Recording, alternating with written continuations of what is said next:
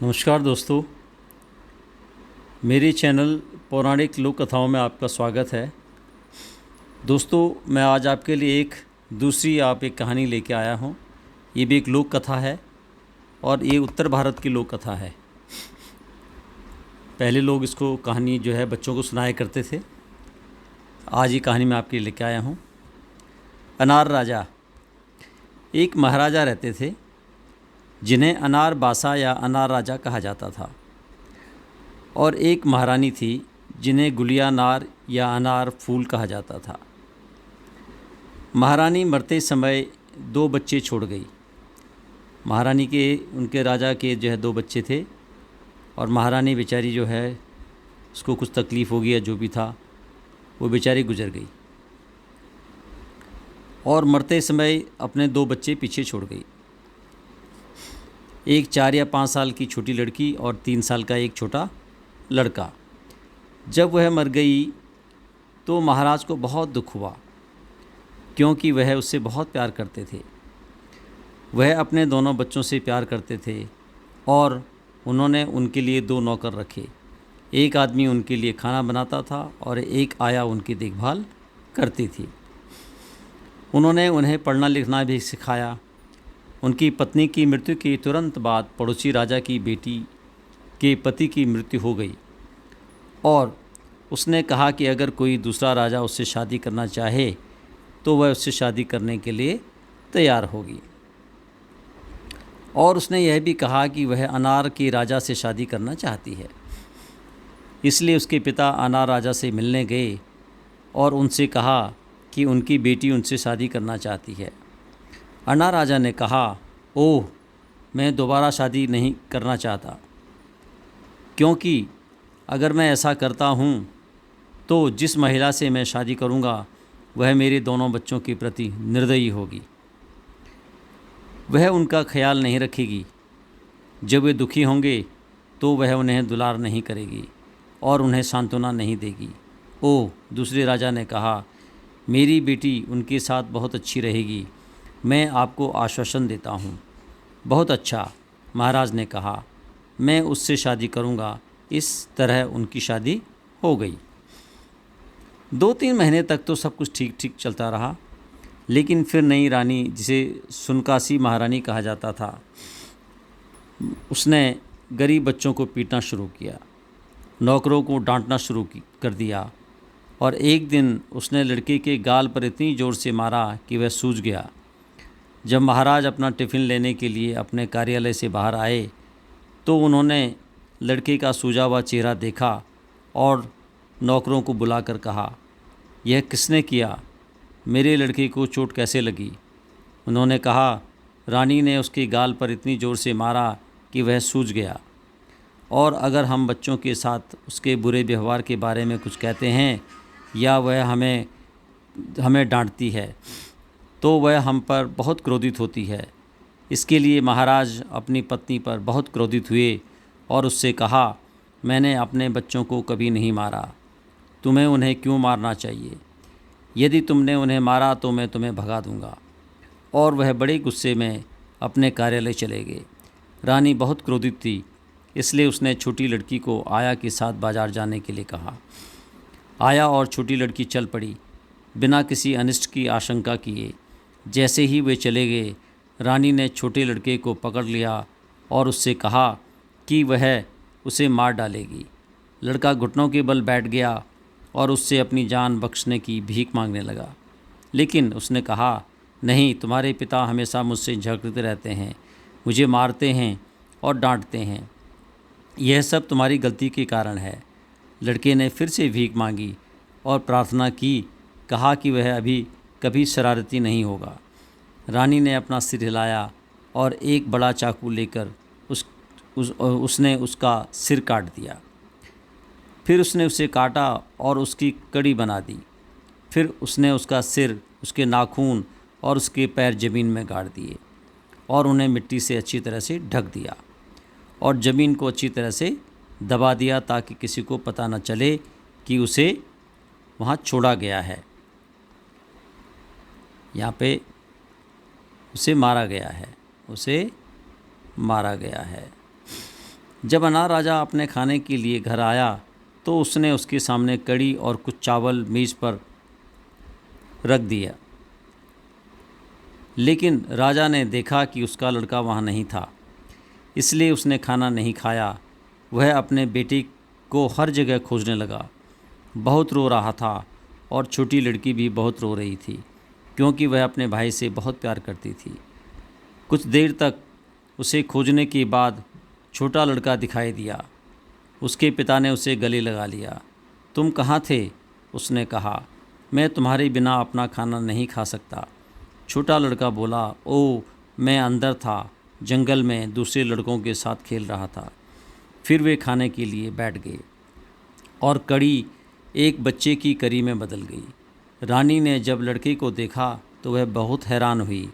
उसने खुद से कहा, मैंने उसका सिर काट दिया, मैंने उसे छोटे छोटे टुकड़ों में काटा और मैंने उसे कड़ी में बनाया, और फिर भी वह जीवित है।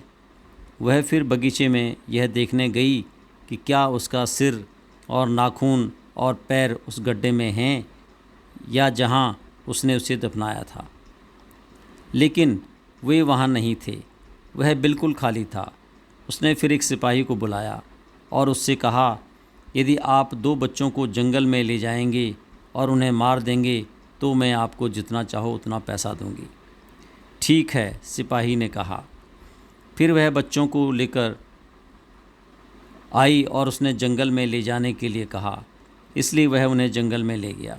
लेकिन वह उन्हें मारने का दिल नहीं कर रहा था, क्योंकि वे बहुत बेहद खूबसूरत थे, और उसने उन्हें जंगल में उनकी मृत माँ की कब्र के पास छोड़ दिया। फिर वह रानी के पास लौटा और कहा कि उसने उसकी इच्छा के अनुसार काम किया है और उसने उसे जितना पैसा चाहिए था दे दिया। बेचारे अनार राजा को बहुत दुख हुआ जब उन्होंने देखा कि उनके बच्चे महल में नहीं हैं और उन्हें ढूंढा नहीं जा सकता। उन्होंने अपनी रानी से पूछा कि वे कहाँ हैं, लेकिन उसने कहा कि उसे पता नहीं। वे खेलने के लिए बाहर गए थे और कभी वापस नहीं आए। जिस दिन से उन्होंने अपने बच्चे को खो दिया, अनार राजा उदास हो गया। वह अब रानी से प्यार नहीं करता था, वह उससे नफ़रत करता था। इस बीच बच्चे अपनी माँ की कब्र के पास बने एक छोटे से घर में रहते थे। भगवान ने उसे फिर से जीवन दिया था ताकि वह उनकी देखभाल कर सके, लेकिन वे नहीं जानते थे कि वह उनकी माँ थी। उन्हें लगा कि वह उनकी देखभाल करने के लिए भेजी गई एक और औरत थी। भगवान ने उन्हें सिखाने के लिए एक आदमी भी भेजा।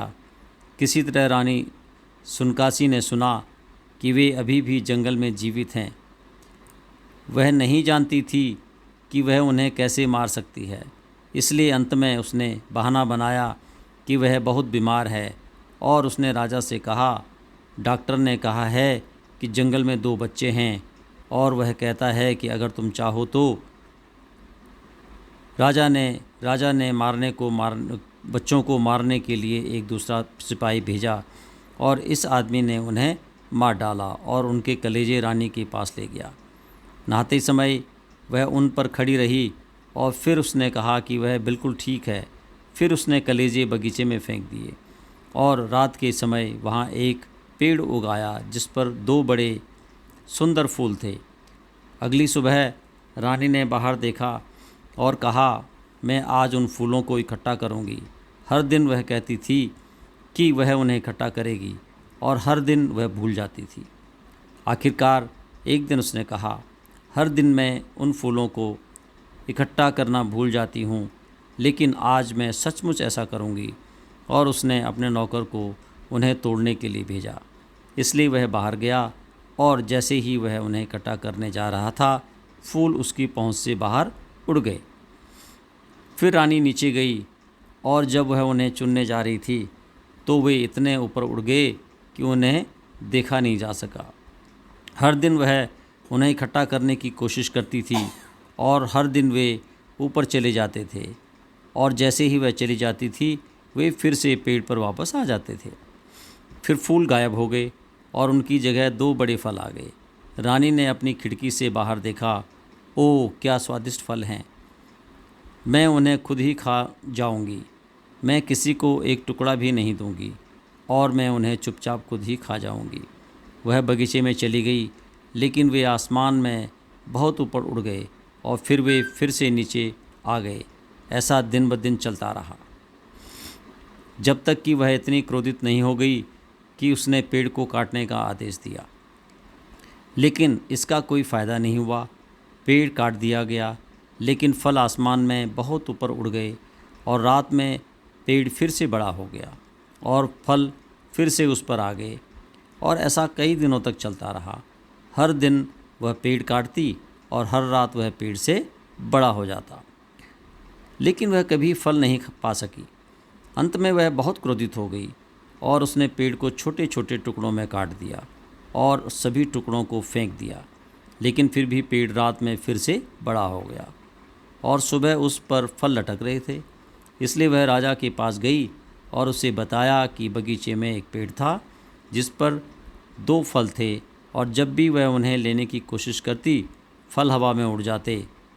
उसने पेड़ को कई बार कटवाया था और यह हमेशा रात में फिर से उग आता था और फल उस पर वापस आ जाते थे। राजा ने कहा, तुम पेड़ को अकेला क्यों नहीं छोड़ सकते? लेकिन मैं देखना चाहता हूँ कि तुम जो कर रहे हो वह सच है या नहीं।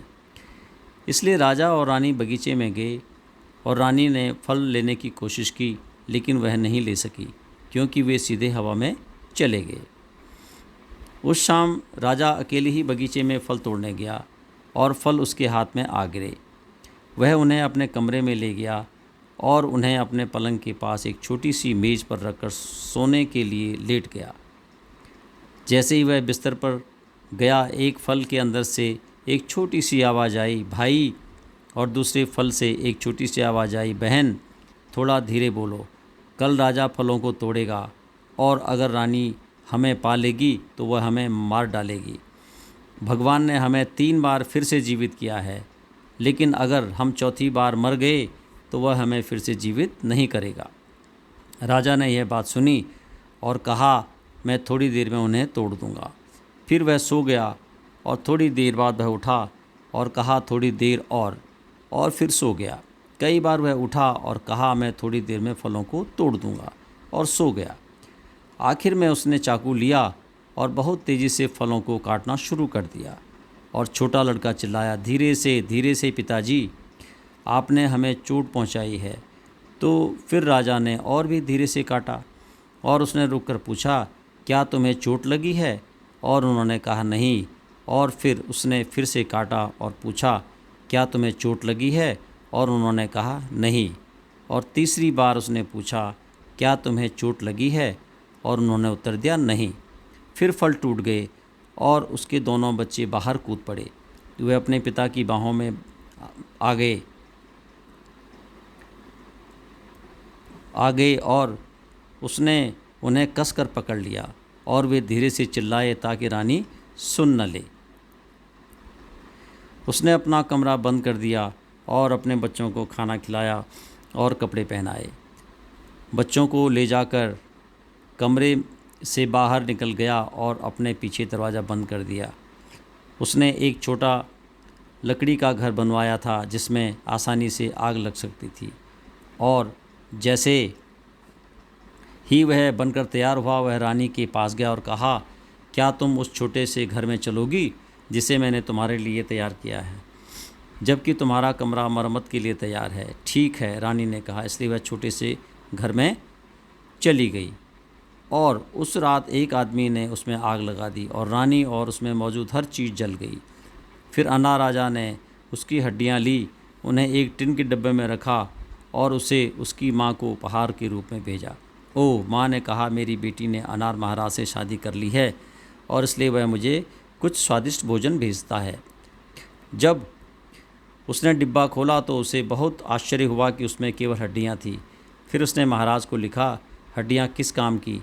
महाराज ने जवाब में लिखा, वे आपकी हड्डियाँ हैं, वे आपकी हैं क्योंकि वे आपकी बेटी की हड्डियाँ हैं। उसने मेरे बच्चों के साथ बुरा व्यवहार किया और उन्हें मार डाला था, इसलिए मैंने उसे जला दिया। अन्ना राजा और उसके बच्चे कुछ समय तक बहुत खुशी से रहे और उनकी मृत माँ गुलियानार रानी अपने पति और बच्चों को देखने की इच्छा रखते हुए भगवान से प्रार्थना की कि वह उन्हें जाने और उनसे मिलने दे। भगवान ने कहा कि वह जा सकती है, लेकिन अपने मानव रूप में नहीं। इसलिए उन्होंने उसे एक सुंदर पक्षी में बदल दिया और उसके सिर में एक पिन लगा दी और कहा, जैसे ही पिन निकाली जाएगी तुम फिर से एक महिला बन जाओगी। वह महल में उड़ गई जहाँ महाराज रहते थे, और महल के चारों ओर बड़े पेड़ थे। इनमें से एक पर वह रात में बैठती थी। द्वारपाल उसके पास लेटा हुआ था। उसने पुकारा, द्वारपाल द्वारपाल, और उसने उत्तर दिया, क्या है, कौन है? और उसने पूछा, क्या राजा ठीक हैं? और द्वारपाल ने कहा, हाँ। क्या बच्चे ठीक हैं? उसने कहा, हाँ। और सभी नौकर और ऊँट और घोड़े? हाँ। क्या तुम ठीक हो? हाँ। क्या तुमने भरपेट खाना खाया? हाँ।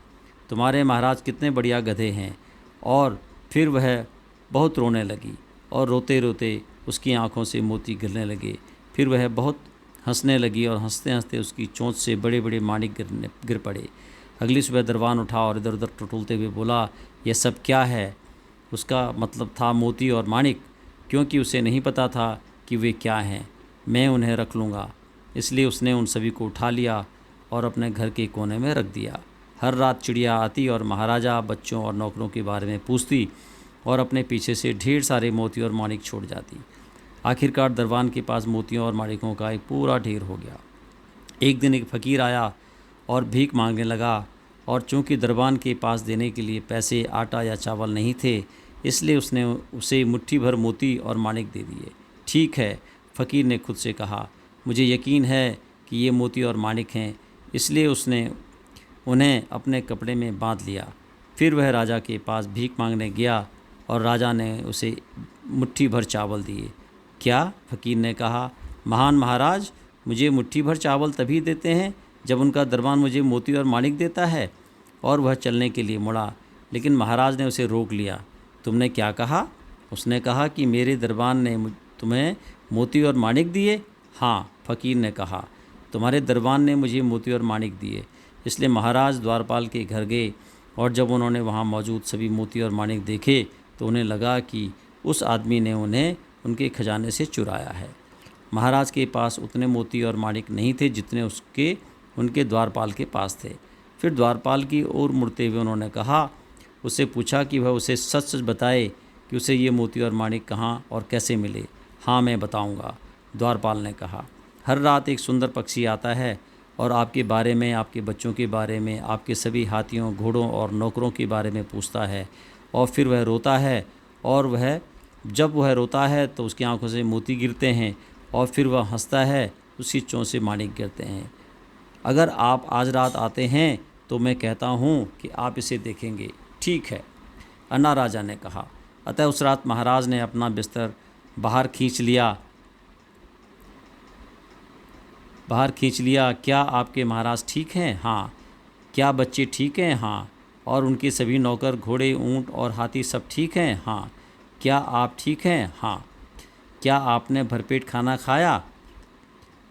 हाँ। आपके महाराज कितने मूर्ख हैं। और फिर वह रोई और मोती महाराज की आंखों पर गिरने लगे, और महाराज ने एक आंख खोली और देखा कि यह कितना सुंदर पक्षी है, और वह फिर हंसा और उसकी चोंच से माणिक महाराज पर गिरे। अगली सुबह महाराज ने कहा कि जो कोई भी पक्षी को पकड़ लेगा उसे वह जितना चाहे उतना पैसा देंगे। इसलिए उन्होंने एक मछुआरे को बुलाया और उससे कहा कि वह अपना जाल लेकर आए, और उस रात जब पक्षी आए तो उसे पकड़ ले। मछुआरे ने कहा कि वह 1000 रुपये में ऐसा करेगा। उस रात मछुआरा, महाराज और द्वारपाल सभी पेड़ के नीचे प्रतीक्षा कर रहे थे। जल्द ही पक्षी आया और महाराज उनके बच्चों, उनके सभी सेवकों, हाथियों, ऊँटों और घोड़ों के बारे में पूछा, और फिर द्वारपाल के बारे में पूछा, और फिर उसने महाराज को मूर्ख कहा। फिर वह रोया और फिर वह हंसा, और जैसे ही वह हंसा मछुआरे ने पक्षी पर जाल फेंका और उसे पकड़ लिया। फिर उन्होंने उसे एक लोहे के पिंजरे में बंद कर दिया, और अगली सुबह महाराज ने उसे बाहर निकाला और उसे सहलाया और कहा, कितना प्यारा सा पक्षी है, कितना प्यारा सा पक्षी है। महाराज को लगा कि उसके सिर में पिन जैसी कोई चीज़ फंस गई है। उन्होंने उसे खींचा और पिन बाहर आ गई, और फिर उनकी अपनी प्यारी पत्नी अनार फूल रानी उनके सामने खड़ी हो गई। राजा बहुत खुश हुए और उनके दोनों बच्चे भी, और वे बहुत खुश हुए और वे हमेशा खुशी से रहने लगे। तो दोस्तों ये है कहानी अनार राजा की। आपको कहानी अच्छी लगे कृपया से जो है लाइक करें, शेयर करें, सब्सक्राइब करें और अपना फीडबैक दें और बेल आइकन दबाएं ताकि अगला वीडियो आप तक जल्दी पहुंच सके। अगली कहानी आपको मैं अब जल्दी लेके आऊँगा। धन्यवाद।